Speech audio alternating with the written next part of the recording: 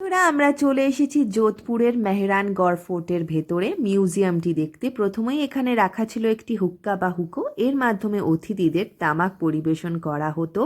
আর এই যোধপুরের মেহরানগড় ফোর্ট, এটাও কিন্তু সম্পূর্ণটাই লাল বেলে পাথর দিয়ে তৈরি, কোনো কাঠের ব্যবহার কিন্তু করা হয়নি, ঠিক পাটবা হাভেলির মতো।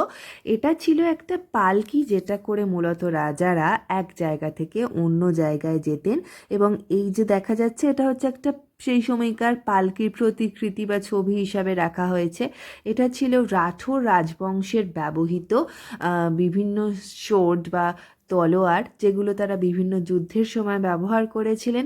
এবং এটি হচ্ছে ওই রয়্যাল ফ্যামিলির ব্যবহৃত বিভিন্ন আসবাবপত্র, বিভিন্ন শৌখিন জিনিস। এটা হচ্ছে মেয়েদের দ্বারা ব্যবহৃত ড্রেসিং টেবিল। এবং এখানেও রয়েছে খুব সুন্দর সুন্দর রূপোর তৈরি সূক্ষ্ম সূক্ষ্ম আসবাবপত্র। এই জিনিসটি সম্পূর্ণভাবে আইভরি বা হাতের দাঁত দিয়ে তৈরি। এবং এখানে রয়েছে রাঠোর রাজবংশের দ্বারা ব্যবহৃত বিভিন্ন সুন্দর পোশাক আশাক। এবং এই রাইফেল বা বন্দুকগুলো কিন্তু রাঠোর ফ্যামিলি ব্যবহার করত বিভিন্ন সময়। মেহরানগড় ফোর্টের মিউজিয়ামের চিত্রকলার মধ্যে রয়েছে দেওয়ালে আঁকা বিভিন্ন ধর্মীয় দৃশ্য এবং শিকারের দৃশ্য, যা রাঠোর শাসকদের জীবনের সঙ্গে সম্পর্কিত।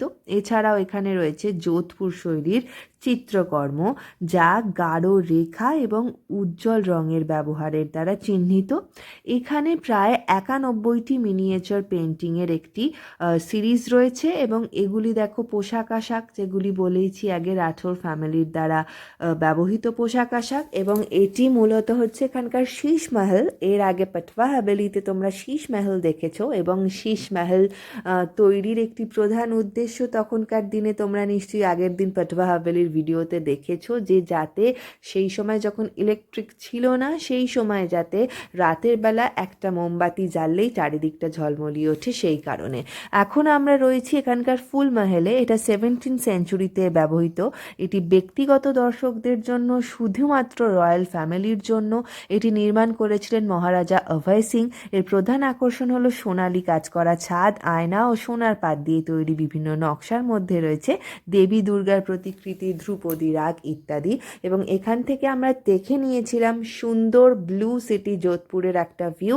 আর এখানে রয়েছে ওয়েপন গ্যালারি, যোধপুরের রাঠোর বংশের বিভিন্ন ওয়েপন গ্যালারি আমরা এখানে দেখতে পাচ্ছি, বিভিন্ন অস্ত্রশস্ত্র রয়েছে। আসছি নেক্সট ব্লগে।